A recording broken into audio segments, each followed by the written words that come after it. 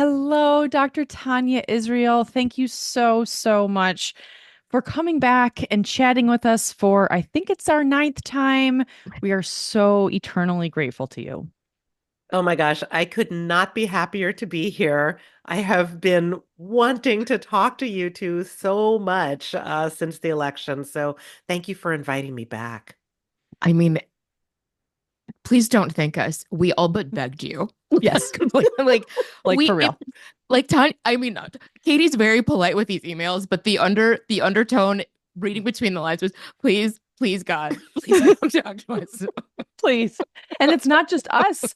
I have people, I know I mentioned this before we hit record, but people that are very close to me in my life that are like, I really wish I knew what Dr. Tanya had to say. And I'm like, okay, okay, I get it. We're getting her on. Don't worry.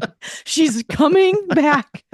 So I think seeing your name on their podcast queue today will be a balm for their soul, just like it is for us. So thank you. No pressure also. But yes, thank you We're for gonna being here, fix it Tanya. all. All gonna be Yes. good. Okay, so to start off, Tanya, how are you doing, or what would you like to express? So today is, so everyone knows, it's November 25th. It's a couple days before Thanksgiving. That's when we're recording. So we're less than 3 weeks out from the election, but how are you? I would imagine you're getting a lot of requests or conversation. I would just love to know anything you're willing to share. All right, I'm gonna go back a little bit Great. to what was October 2024, which was it was such a busy month for me. I was like doing like programs on a bunch of different college campuses. I was going to my 40th high school reunion. I was doing all these things. And in the middle of all of this, because I was giving some talks at Lafayette College, which it turns out is in Pennsylvania. And so I'm in Pennsylvania and I'm done with my talks, and I'm like, wait a minute, I shouldn't leave this state. I should stay here and talk to voters. I should get out the vote for Kamala. So this was like the middle of October. And I had a friend who was traveling around going to swing states. And I was like, Harley, where are you? And he said, I'm arriving in Hazleton, Pennsylvania Friday morning. And I was like, I don't know where that is, but I'm going to find it and meet you there. Oh my gosh, And how exciting. I know it was just amazing. So I did. So I was like, great. I met him there. There's like a small campaign office. We went, we talked to voters. It was incredible. Actually, I did a whole little thing about this on my podcast on Ready to Be Strong. So if people want to listen to swing state stories, and there's a blog post that accompanies it because there's all the pictures. So anyway, there's a full like multimedia experience where you can learn more about what that was like. But before I left that weekend, I had already committed to coming back for the week before the election because I was like, this is a gold mine here. This is like low propensity voters. Nobody's talking to these people. And so this is going to make all the difference, right? And I'm going to recruit people to come, canvas with me. Anyway, this is what I was doing in the lead up to the election. So I was there through election day. And it was an amazing experience because, one, for me, campaigns are always an amazing experience. They're like energizing, and I feel engaged and useful, and I, bond with people. And I was making Kamala friendship bracelets and handing them out to everybody. So I was just really fully in it. And so that's the lead up. Um, and then the election happened. And I was like, oh, I have to admit that, because this is the other thing that was great about canvassing in Hazleton, is I had no idea what the outcome of the election was going to be. People kept texting me from California, like, are we going to win? Are we going to win? And I'm like, I don't know. I was talking to people across such a range of viewpoints. And so I didn't know, but I know I was kind of hoping, and then we didn't get it. And then I have been sort of sitting in this for the last several weeks of, one, yes, like Wednesday morning, the morning after the election, I'm getting emails like, "Will you come on this podcast? Will you do this like talk here? Will you?" And I was like, "Okay, my work here is not done. We have not somehow solved political division." And so I have been kind of working with that and trying to unpack stuff for the last few weeks and would love to like hear how you all are doing more and see if we can like unpack it together. We'll do the unboxing of the election right here. Oh no, can we send it back? I What don't want what it. is the return policy? Exactly. You don't even have to send me my money back. You just take it. Y'all. Uh, as I mentioned earlier, oh goodness. So, you had sent us two episodes of your podcast to listen to. And so you've been in my head all day. And, I heard you talking about canvassing and, why it's important to you to stay busy, which of course resonated so much with me. And of course, you have this beautiful built-in mission. I felt like this kind of sense of like envy, like this has got to be impossible. Like, oh my God, I'm sure people are calling you all the time, including us two yahoos. And also this sense of like, have you even had a chance yourself to respond to it? Or like envy that like you have this built-in mission and also wondering like, have you had a chance as a person and not just as a psychologist and as a researcher and as like an amazing human to have time? Yeah, that's such a good question. I don't know, I'm sort of finding my way through it in a couple of different ways. One of the things that I did is I finally came home. I was traveling for over a month and I finally got back home. And so home is where the hot tub is. So I've been spending a lot of time sitting in the hot tub thinking about this election. Um, and one of the things that happens when I'm in the hot tub is I get ideas, like creative ideas. And so I've been trying to, as Hamilton did, I'm trying to write my way out of this. And so I just started like having these ideas of things I wanted to write, and I was writing, but boy, it's been hard. It's like I'll have an idea and I'll be able to take it part way. And then I was just having so much trouble like finishing it because I'm like, what do I conclude here? So finally, like the last couple days I was like, I have to finish these thoughts. And today I send out a monthly email. And so I sent out all of these things. And like, there's this blog post about Hazleton. There's this piece that I wrote on Psychology Today about how we relate to media. Then I have this whole train analogy in there. And then I wrote this piece called um, When an Election Gives You a Shellacking, Make Decoupage. I'm like, where do I get these ideas? So I have been working with lots of metaphors. I've been trying to make sense of it all. And that's one of the ways I've been doing it. The other thing I've been doing is having lots of conversations with people, like with friends, but also like with media people and all these things. And trying to see like, how are other people making sense of it? How can I make sense of this? What can I learn from this? What can we collectively learn from all of this? And so that's kind of where I am right now. Yeah, I don't know if I've really had a chance to process it all. I don't know that any of us have, but I guess I would just say I'm in the process now. Thanks for explaining that, Tanya. The decoupage is it's just so visual. I love it so much. It's hilarious and amazing. And I love it. It makes so much sense knowing you for so long that like you're leaning toward creativity, you're leaning toward creation, and you're such a creative maker in the world. Like it's really just such a beautiful thing to see how you're processing it through that, or it seems like that. And also your hot tub. I mean, thank goodness for hot tubs. I wish I could just gift everyone a hot tub because I think we would all be so much better off then. I have to agree. That's the best part of my house is I have a really Mm, nice bathtub, and I have been finding a lot of healing just there, like mm. that's something that I'm trying to do multiple times a week, and I think I need to up my game to daily. Like, Oh, yeah. it's so nice. But yeah, I'm wondering how it's been for you energetically, if you're willing to share, kind of I'm wondering the conversations. I would love to know about the conversations that you're having. Like, what are people Mhm. coming to you with? Because, I think it's like I know Karen and I have been having these conversations on the podcast about just our feelings, our raw feelings around the election. And I know that for me, the conversations that I'm having with people are really stilted and Mhm. they're really it's kind of like this I'm I think what I'm actually seeing in my own sphere is kind of this like shock that people are still in. And so like Mhm. they have like this 40-yard stare type of thing. And like I went to a friendsgiving over the weekend and, I don't have a lot of friends who are, okay, I'll just be honest. I don't have any friends who are Trumpers. And so everyone there was devastated. And we're trying really hard to like, have a good time and like be cheerful. And we are. And like people are talking about things outside of the election.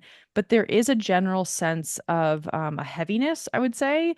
Mhm. And, I try to make jokes and other people do too, but it's not landing right now. And I think that there's like a grief process that I think the people in my group are going through. And I would just love to know A, what the conversations are that you're having right now, and then Mhm. B, how they've changed since November 5th. Yeah. The things I'm hearing from people are numb, resigned, um, tuning out. Um, and the question, so I think that that's a lot of what's going on for the people around me, all of whom are on the left. So that's who's in my ears. Um, the question I keep asking people, and I would love to have this conversation, is like, what do you make of the election outcome? Like what happened here? What do we make of this? And what can we take away from this that's going to help us in the future? So that's a lot of the conversation I've been having. And honestly, like I'm hearing the things that I'm hearing are, well, I guess the economy was a big deal, misogyny and racism, um, misinformation. So, like, I feel like there's this narrative on the left that's very it's kind of narrow, I have to say, like because I'm hearing exactly the same thing from everybody I talk to. And I'm like, wow, there must be more here for us to learn. And so those are some of the conversations I'm trying to have, like is to complexify it. So, but tell me, like, where are you all? Like are these kind of the categories of things you're thinking and hearing? Are there other things that you're making of all of this? I mean, I'll go. Such a good question. And like I said, I've had you in my head, my ear all day. And it is humbling to admit, but you're right that Democrats are just as narrow-minded, are just as insulting, are just Mhm. as, oh my gosh, what's the word that you used? Wasn't I don't know if it was self-righteous. Like Mhm. we're shitty, right? And we're not, it doesn't help talk about how stupid people are or how racist people are or how whatever people are. Like that's not, I feel like we learned nothing from this narrative 8 years ago. We learned nothing about how not to be insulting. And I feel like this election is a reflection of the fact that people are like, you're not going to call me stupid. I'm going to show you. Right. And I think that's part of it. And I do think that there are obviously huge swaths of this country that no one understands and no one is talking to. Yeah. And that like I hate when people talk about the liberal media and the media elite and all this shit, but not for nothing are most of the media companies in this country based in New York City, which Mhm. is one place in this giant country. And I think it really speaks to a lack of understanding the electorate, a lack of good news. There are a lot of news deserts in this country, and Mhm. just this humbling again realization that like I just hear the things that people are saying around me, and I hear the things that are coming out of my mouth. And again, like we've said, like I don't want people saying that about me. Mm. So why is it okay to say that about them? Like that's where we've gotten to. Mm. Yeah.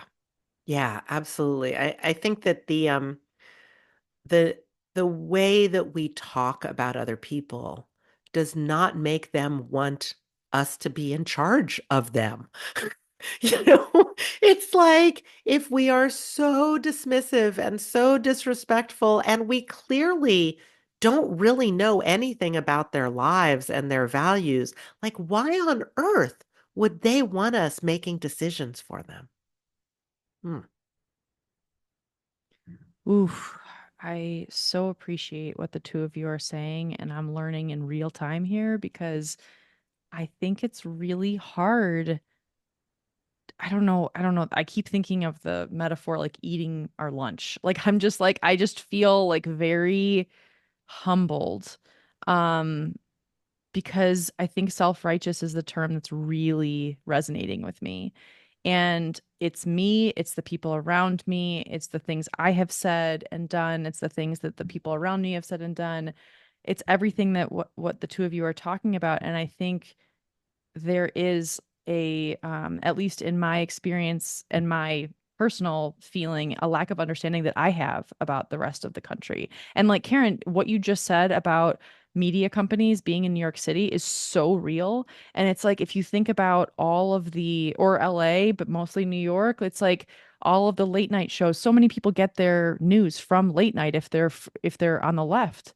And like if some people get their news from Saturday Night Live, like that's real. And it's like, oh my gosh, like I stopped watching Saturday Night Live last week because I was just like, I can't do this right now. And it's like, I don't think this is, I don't know that I think there's like a way of consumption for me that I need to dramatically alter. And I think it's like, I think there's a lot of reckoning that I need to have inside of my own self on my own blind spots of like why like what you just said, Tanya, is so real in terms of like if we're I don't remember exactly how you said it, but like if we're constantly saying that people are stupid, this is not how you said it, but like this is like if we're constantly saying people are stupid, why would they hire us to lead them?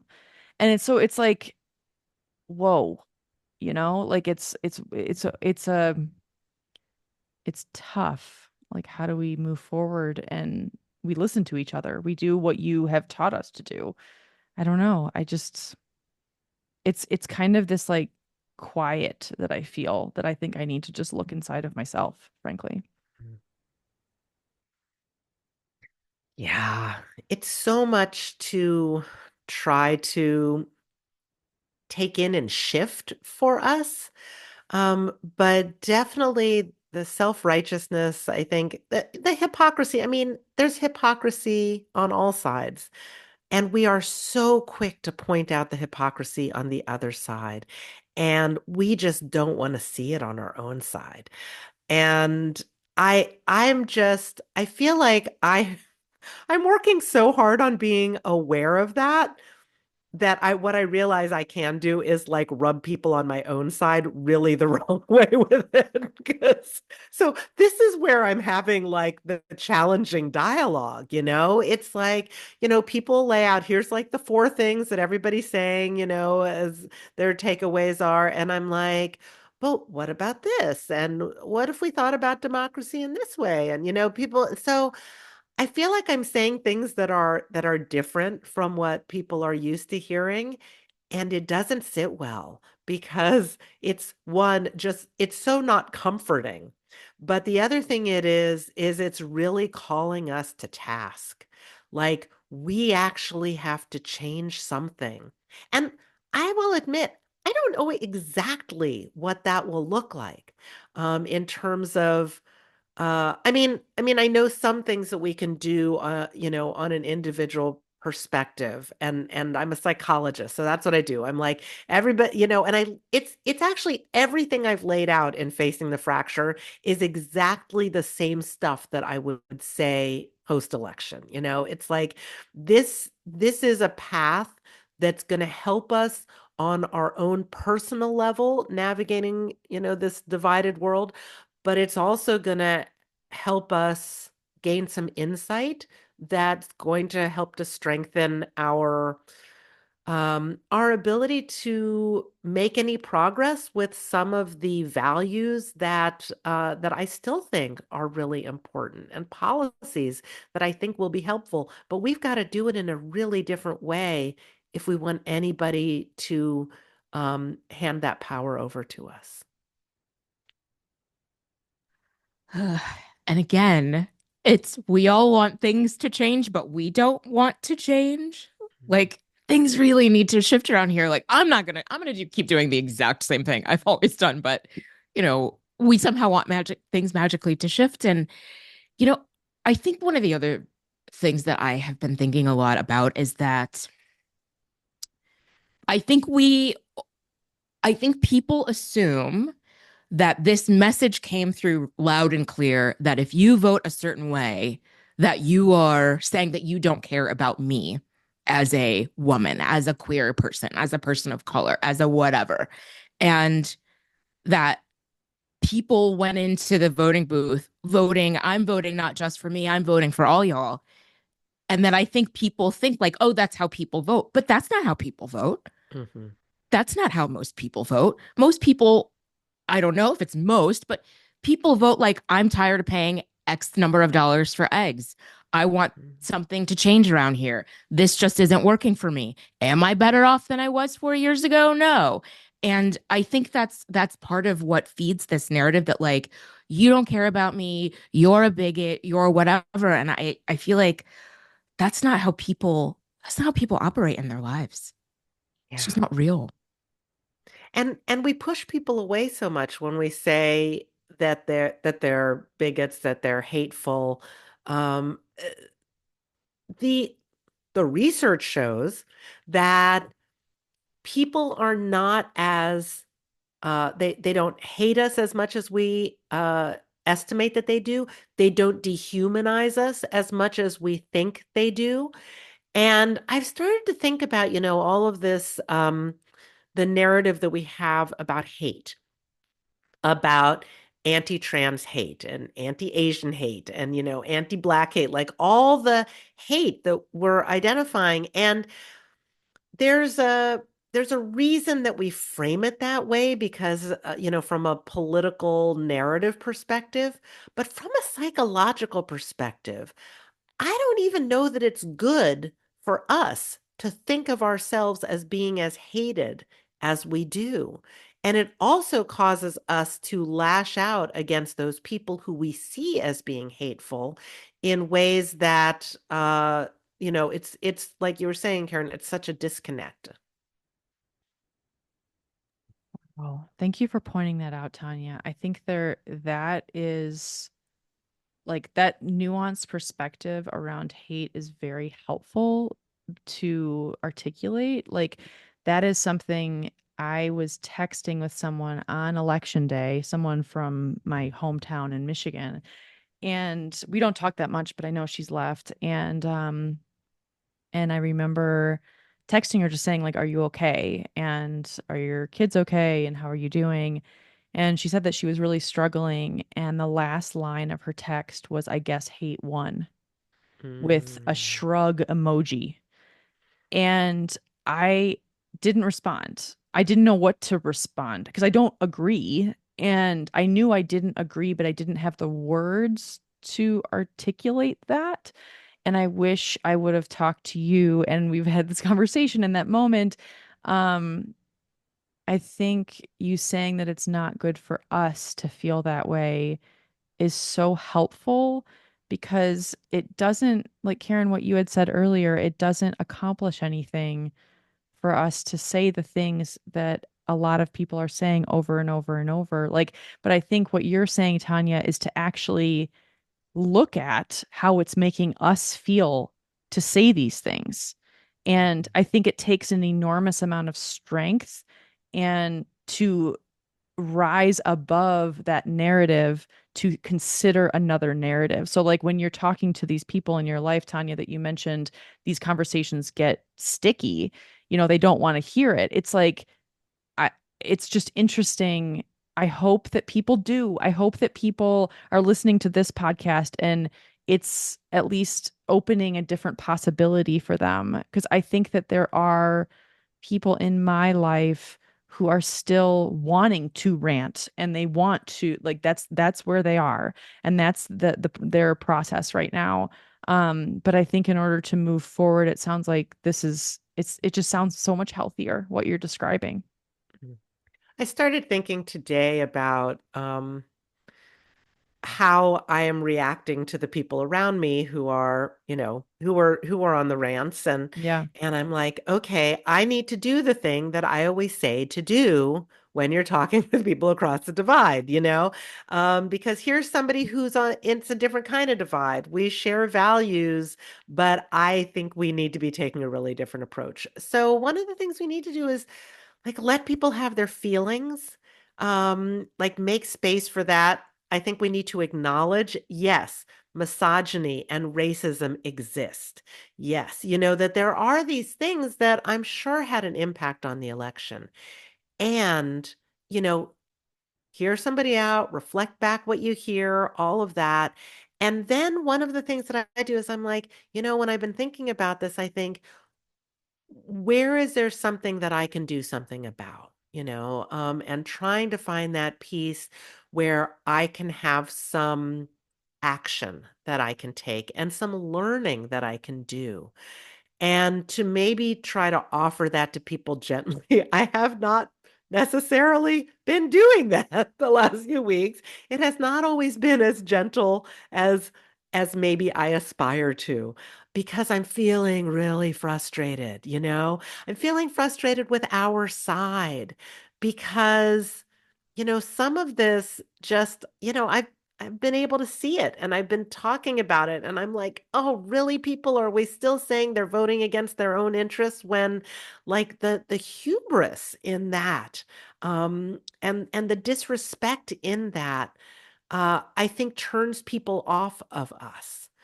And there's a sort of moral superiority that we, play out. I was talking to somebody, I was like, well, something I'm really concerned about is like trying to maintain our democracy for the next 4 years. And they were like, well, democracy is a flawed system. And I was like, oh, indeed it is. And it's better than autocracy. Just going to say that's a more flawed system, I believe. So seeing the ways that people we're talking about things before the election that drove people away from voting on our side. And it was we're like, some people who were like, well, you say democracy, but democracy is flawed, so I'm going to sit this one out or I'm going to vote for a third party candidate or something like that. And then but somehow we're also driving away the people who are more moderate. And so there's a lot that we're doing that's not inviting people in and that's not making other people want to invite us in. Whew, so much that I know, right? Mic drop exactly. And I just wrote myself a note to add my disclaimer. Of course, my full-time job, I work for a website that covers gender politics and policy. Nothing I am saying represents my employer. Blah blah blah. Disclaimer. And so I'll just say that. And um, I feel like one of the other things that you're speaking to, and one of my friends that was talking about over the weekend, is this notion of voter suppression, right? That there are a million different ways to suppress the vote in America, and that disinformation, that making it so heavy and polarizing, making politics so ugly, is a form of voter suppression, just like you're saying. People who want to be engaged, people who have opinions, people who care about what is happening in the country, see what's happening, are like, but I want no parts of that. And that is also a form of, purposeful or not, I would argue purposeful in some ways, voter suppression. And I think it's also something to be aware of, is that um yeah, we're just making it, not only are we making it so that people don't want to vote for a particular party, like you said, they don't want to vote at all. Hmm. And that's also a very dangerous place to be. democracy is voting is one of the only things we have. Yeah, and I think that this question about misinformation and disinformation, one of the things I've been doing is when people say something like, well, misinformation, obviously they were listening to all of this misinformation, which again, I think is like such a disrespectful thing to say. Um, oh, they're so, we talk about education levels as if, oh, well, if they only had more education, then they would see how incredibly right we are. And and I think, wow, with all of our education, there's something we're seriously not getting here.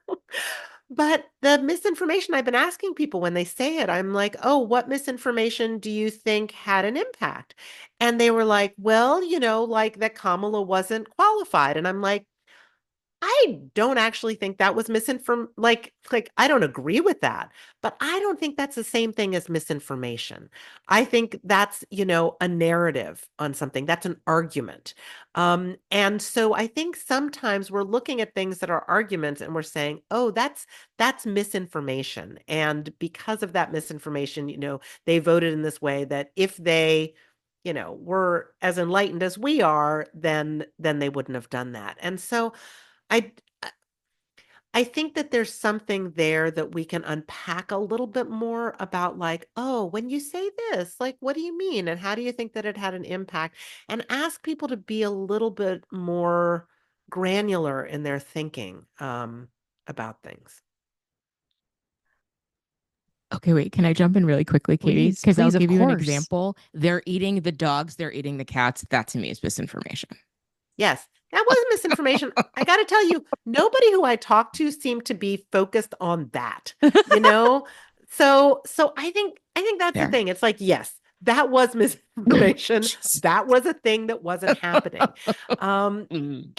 and I think that we then need to recognize the stuff we're susceptible to as well. So, after the election, when there were people who were like, wait a minute, like, where did all those votes go? You know, because not as many people voted in this election as the last election, but people were seeing that as like, wait, all these votes disappeared. And it's like, no, no, no, there's stuff we're susceptible to. Um, and yeah, so yes, there is. So that's another thing I have to acknowledge. Yes, there was misinformation, and I don't think that explains all of it, you know, or that describes everything that people uh, are thinking is the misinformation.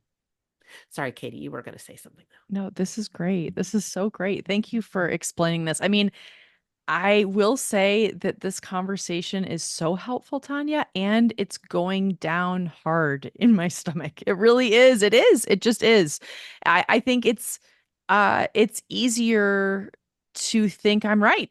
It's just easier to think that my side is the right side. It's uncomfortable to question my own beliefs when, like I have people in my life that are afraid and I just and yet everything you're saying is so helpful and not something I have heard before. So I really appreciate your perspective.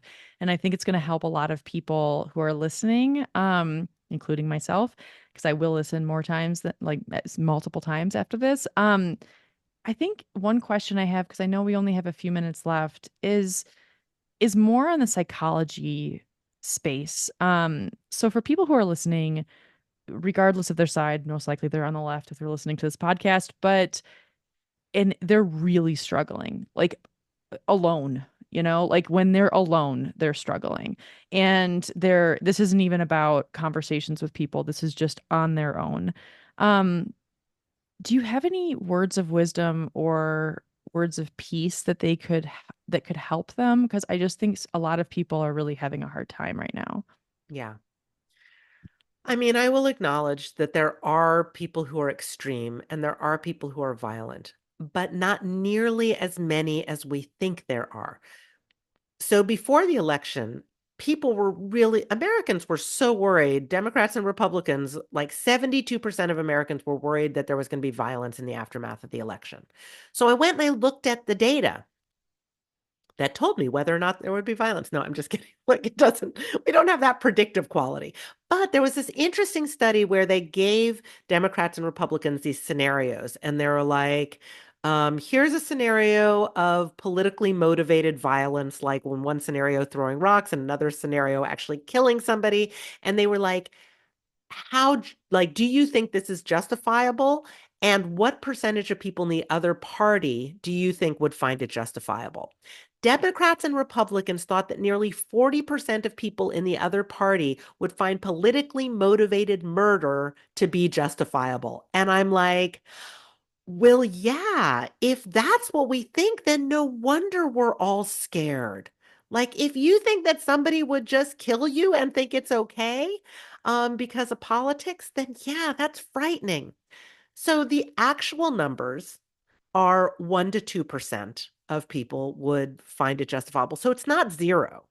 The other thing I'm going to tell you is that it's 1% of Republicans and 2% of Democrats who found that politically motivated murder to be justifiable. I know. See, it's shocking. Anytime, like, I'm always sharing stuff with people on the left that it's like we don't know this about ourselves, but there's something here that's helpful for us to hear. So, all of that to say, yes, these things exist, but most people do not support violence and most people are not extremists. So if somebody is there in front of you, if they're, a Republican, if they voted for Trump, chances are they do not want to do you harm. And that goes very much against the idea that we have in our minds about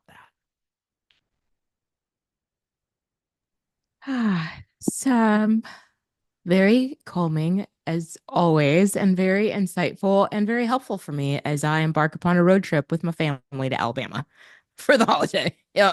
Oh, great. Uh, Dr. Tanya, thank you so much for joining us again for oh my gosh, the ninth time, if that is true. Where can people find you? And do you have any last calls to action for our listeners? People can find me at taniaisrael.com. Also, follow me on social media at Tania Israel PhD. Listen to my podcast, Ready to Be Strong. Read all my ridiculous articles that I'm writing and just my own trying to process all of this. Yeah, so all of that. The last question that I have, because I think that, well, not I think, I'm going to say, I'm going to quote Rent, the musical Rent, where they say the opposite of war isn't peace, it's creation.